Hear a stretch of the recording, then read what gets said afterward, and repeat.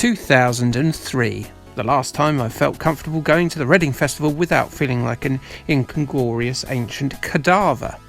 What a year that was. Games-wise, it wasn't a hugely bumpy year for legendary quality releases in terms of quantity, but those that did come out, well, they were of a very high calibre indeed. What was happening in the world then? Well, Britain, Australia, Poland and the US decided that hidden weapons of mass destruction was a good reason to finally finish off the Gulf War farrago from the decade before when they invaded Iraq. That said, the weapons of mass destruction proved to be as elusive as Pete Townshend's book on child molesting, but that was immaterial, though its dubious nature signalled the first sign of mass public disapproval of Tony Blair's Labour government. Dirty Den rose like Lazarus from Wolford's Canal, as EastEnders scriptwriters had to pull out some decidedly dubious pensmithery to give the BBC soap opera a ratings spike. It wasn't too long until Den found himself shaking the bony hand of the Reaper again, however, after actor Leslie Grantham's own shaking hand on webcam resulted in him getting the old heave-ho. England stormed to victory in dramatic fashion in November at the Rugby World Cup, an exciting game which greatly pleased those with a vocal dislike and inferiority complex about soccer, as it was a big old stick to beat that sport with. Johnny Wilkinson kicked the egg between the sticks and lo, ruddy-cheeked chaps the country over spilled their early morning ales everywhere. The Darkness, sort of Queen crossed with Van Halen, became the world's biggest band for about 3 months. What was that about? In games news, Square and Enix combined, forming a JRPG powerhouse. Could one software house cope with that many spiky-haired protagonists and large-chested fighter waifus? Yeah, they're still going, so, well, yes.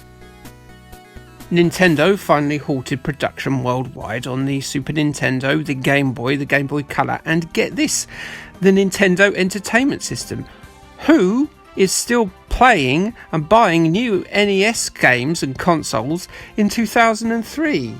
Oh, and Nokia, pulsing with that big dick energy of being at the forefront of the cell phone boom, thought they'd release a games console stroke mobile phone and it would do really well. Well, it didn't at all. Smartphones were on the way and the kingdom of Nokia was soon to collapse and be overthrown by the likes of Apple and Samsung. Manhunt, it came out and, well, it pushed all the wrong buttons with the pearl clutches the country over. And, that had the desired sales effect, didn't it, for Rockstar? They know how to play people, don't they? The game, pretty average, to be honest. So what about the rest of the games then? Well, as I said, it's a fairly lean year. But there are still some classics on the way for 2003, so let's get a little rule reminder before we stick our noses in that particular trough, shall we? As I display footage of important games of the year that didn't make my list, allow me to explain the rules as in previous entries. The games featured are here on the basis of when they were originally released, on one of the original formats they were released upon. The only exception to this rule is if the game is sufficiently different in its conversions, such as Bionic Commando or Double Dragon on the NES, or Turtles 4 on the Mega Drive compared to the Super Nintendo one, say. I might not have played some of the games playing on screen at the moment, which is why they've probably missed out on the top 10 list that I've made, and I may have played some of them a lot later than their original release. They're all crackers though, you should try them.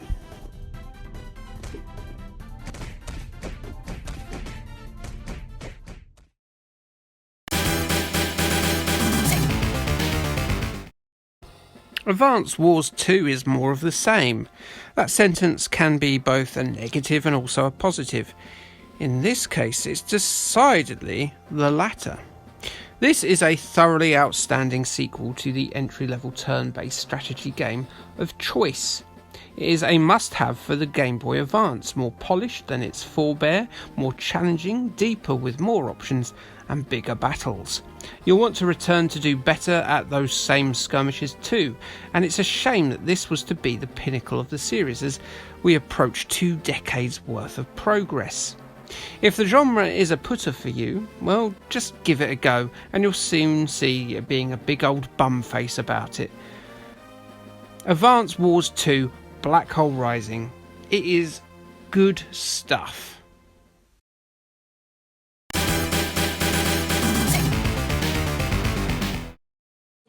While we're talking about seemingly unapproachable turn-based strategy games on Nintendo's handheld, let's talk about this quasi-sequel to one of my favourite titles of 1997.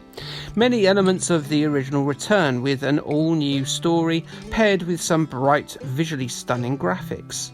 The battles and job system are extensive with immeasurable replayability, and although traditional Final Fantasy style RPG exploration is not on offer, the real strength of Final Fantasy Tactics has always been in its battles and its party management, and it's a series I'd like to see back on the Switch at some point, please Mr. Square Enix.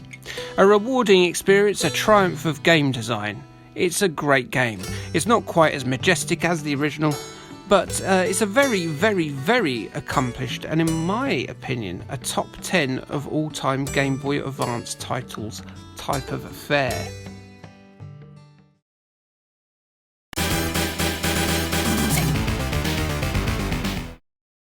By now, both Rockstar Games and the film series Fast and Furious were sticking their collective mass of knee bone deep underneath the restaurant table of widespread popularity. Boy, that's a torture metaphor. But it gets worse. And here they had the perfect date and ended up copping off well into the night, perhaps after watching Terminator 3 at the cinema. See, I told you that it got worse. Night Street Racing is the order of the day here. Flash your lights at a fellow and he will then race you across a city as a map suddenly appears, and all you have to do is get to that there finish line before he does. Shortcuts are all over the place, and getting the advantage in a race is just a cheeky alleyway dash away. That's a bit cheaty though, isn't it? Never mind. Motorbikes are also there for those who want to choke their throttle at high speeds while wearing a lot of leather, you dirty bitches. It's a difficult game, and it's also truly exhilarating. You must do it. Go on, give it a go.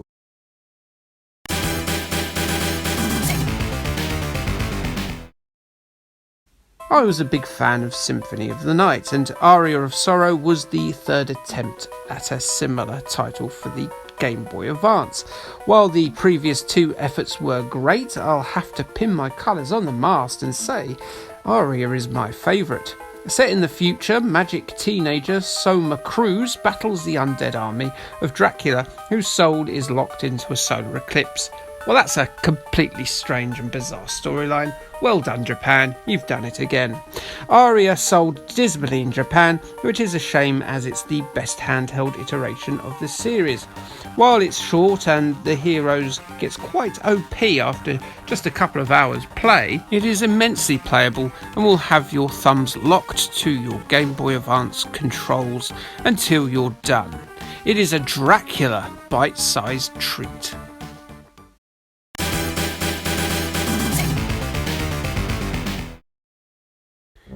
Simpsons games were a lot of things, but generally they had one thing in common, that they weren't very good. Road Rage was an okayish Crazy Taxi pastiche and showed that the franchise could potentially have some worth in it as a game series. But really, a Grand Theft Auto clone does not lend itself to an animated sitcom, does it? Or does it? Well, so you'd think. The genre opens up the town of Springfield and turns a cartoon we'd been watching for well over a decade into a fully explorable world. The Simpsons explored this land of loons in order to uncover an alien conspiracy caused by those tentacled terrors Kang and Kodos, and it's an adventure packed with parodies, with references, with satire and side quests. Grand Theft Auto itself had become such a cultural phenomenon since the 2 years of GTA 3's release that it takes much of the ribbing itself, but as this is near to peak era Simpsons, it's delivered effectively by the writing team. It's perhaps a bit too repetitive at times to be a GTA beta, but it's still a high quality title, surprisingly so. Surprisingly I can't do a Homer impression. I could do a decent Marge though. Hold me, my love. See?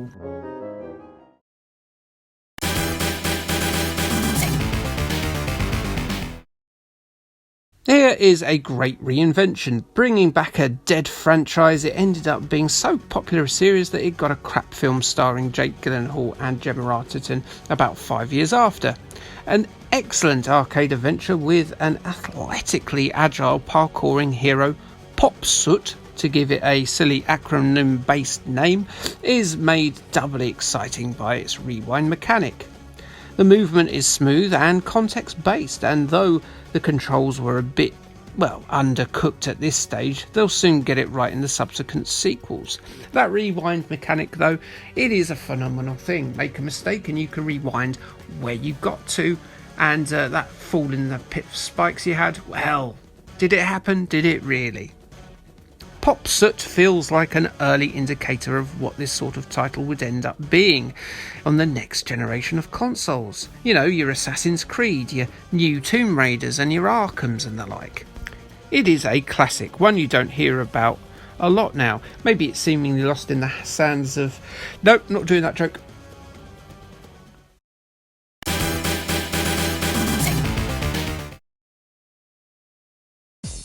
The copyright eschewing series was pretty close in sales during the PS2 era to FIFA, as extraordinary as that now sounds. However, Pro Evolution Soccer deserved it.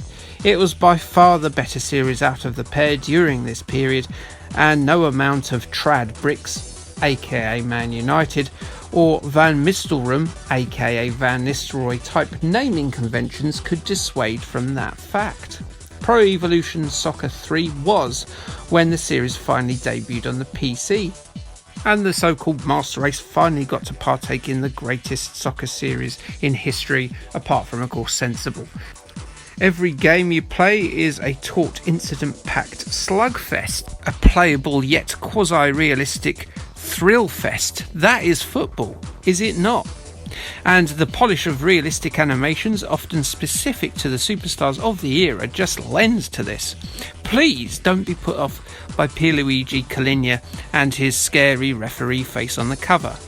Do go to your nearest CEX and pick this up for 8p and a Farley's Rusk. It probably is that now. Sweet Caroline. Euro 2020.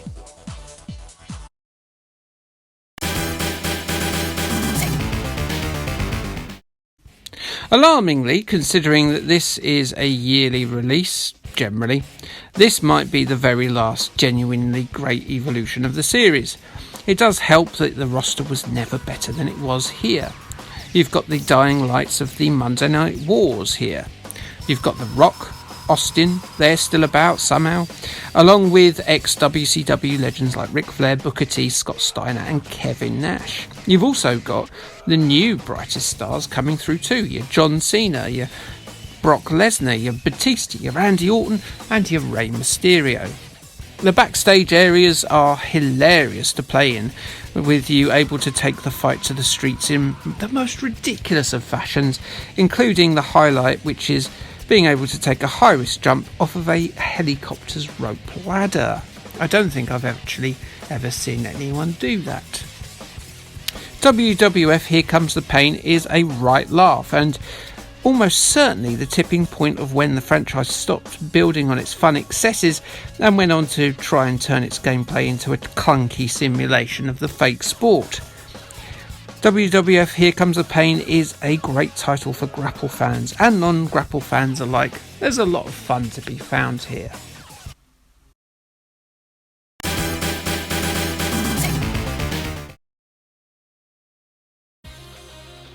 FZero feels like it's finally home.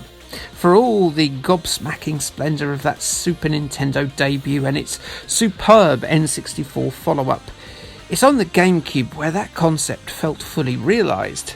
This is the concept of controlling a hovering roller skate on a roller coaster track that has absolutely no time for those who like to lubricate their irises via blinking. Dry, filthy eyeballs, dry. Its sense of speed, its control mechanics, its level design, its graphics and its audio are all unparalleled. The arcade version, which you can share data with from your GameCube memory card, was made by the triumvirate of Namco, Sega and Nintendo, which sounds incredible, and well, that's because it is. FZero GX is incredibly difficult, mind, but don't be a coward. It is absolutely splendid and shouldn't be missed.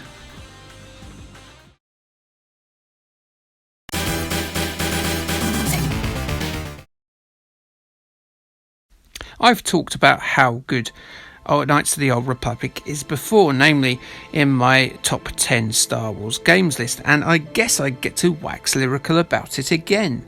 It is a phenomenal tale, a Star Wars adventure of such magnitude you'll soon forget about the names of Kylo Ren and General Grievous, but also you'll probably forget about those of Vader, Solo and Skywalker too. It is that good. Set many years in the past and taking in some truly fascinating Star Wars locales such as Kashyyyk, which is of course the Wookiee homeworld, Korriban, the ancient Sith graveyard, and Rakata Prime, where redacted, but basically where the game ends up and lots of things happen. Kotor is a grand title from opening battle to final incredible twist, and it is an incredible twist. A fascinating cast of characters, a deep lore and atmosphere that pulses with Star Wars energy make for an absolutely legendary piece of software which I can see being mined by Disney for ideas for years to come. You see that crate Dragon Pearl from The Mandalorian? That was from here. Revan is a loved character, and I doubt that we've seen the last of him. In games and on screen. And that there was 2003. Coming up, well, this is going to be of no surprise, but we'll be finishing this year's run of videos with 2004. Who'd have thought it? That's what's going to be next. Wow. Like, subscribe, and K, thanks, bye.